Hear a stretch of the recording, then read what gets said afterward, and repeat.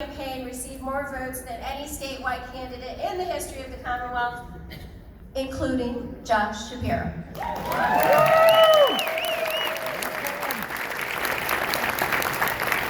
But seriously, I am not saying that to brag, because it's not my victory. It was a victory and a resounding mandate for fiscal sanity and transparency in Harrisburg.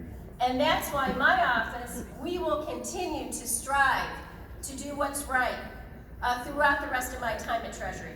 My office will continue to return record amounts of unclaimed property, help parents save for their kids' education, and help our disabled community have more financial freedom. Oh, and who here is excited about what Elon and Doge are doing?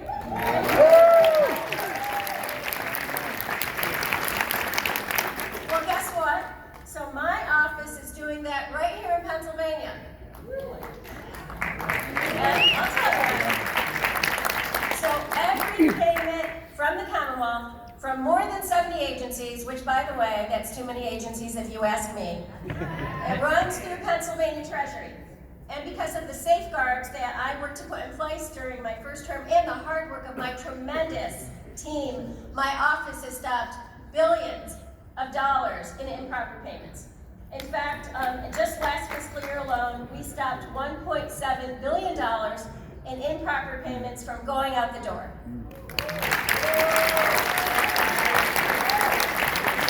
So as we all continue to watch President Trump, Elon, and the rest of the team continue to fight for more and more ways to rein in wasteful spending at the federal level, don't worry, you know that I'm going to continue to do the same thing right here in Pennsylvania.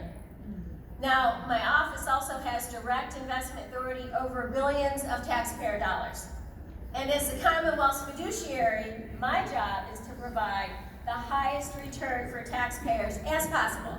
It is not my job to save the environment, promote DEI, or partake in any of the other initiatives that the radical leftists want to see me do with your taxpayer money.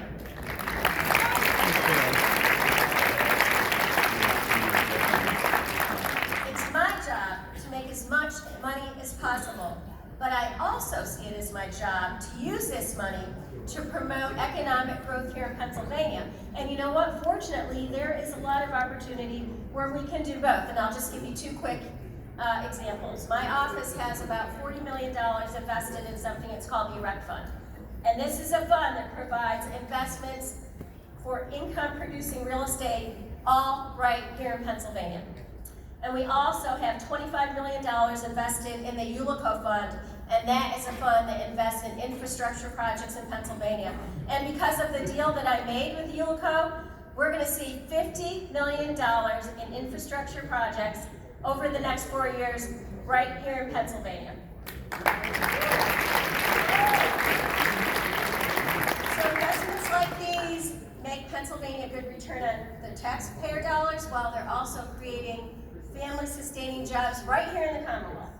But here's the deal, folks.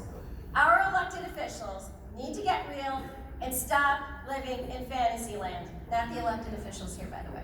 We have billions of dollars of natural gas gold under our feet. We need to unleash it. We have to.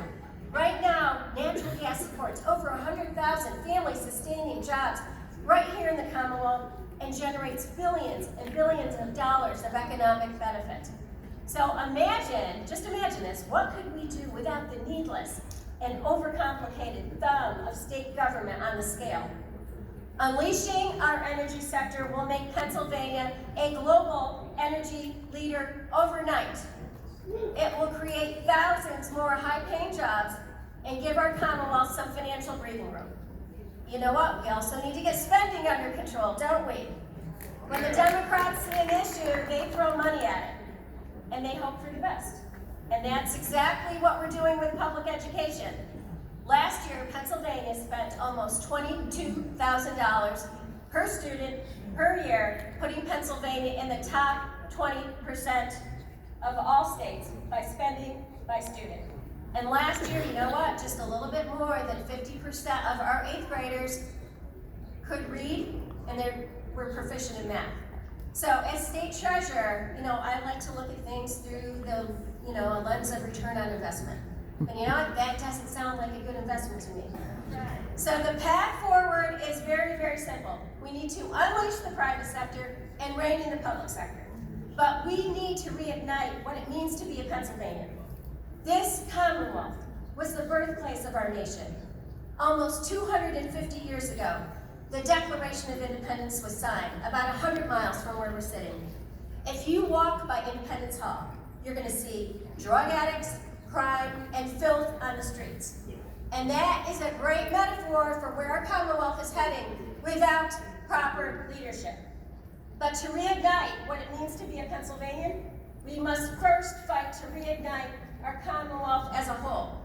So I look forward to continuing to stand up for what is right in our government, no matter what my role is. Because my victory is your victory. President Trump's victory is your victory. Dave McCormick, Dave Sunday, Tim DeFore's victories, they're your victories. And you know what? It's important that we all keep our eyes on the prize, especially when we find the need to fight amongst ourselves. So as we look forward to the future, it is incumbent on all of us to continue to do the good work of electing solid Republicans to all levels of government for our communities, for our children, for our children's children, and to honor the founding principles that make our country so great, to keep America, as President Reagan used to say, as that shining city on the hill. And every year when I come to Pennsylvania Leadership Conference, I know that I can rest assured that the values and principles we all hold so near and dear will continue to be fought for the sake of our Commonwealth and our country. Thank you. God bless all of you. God bless Pennsylvania.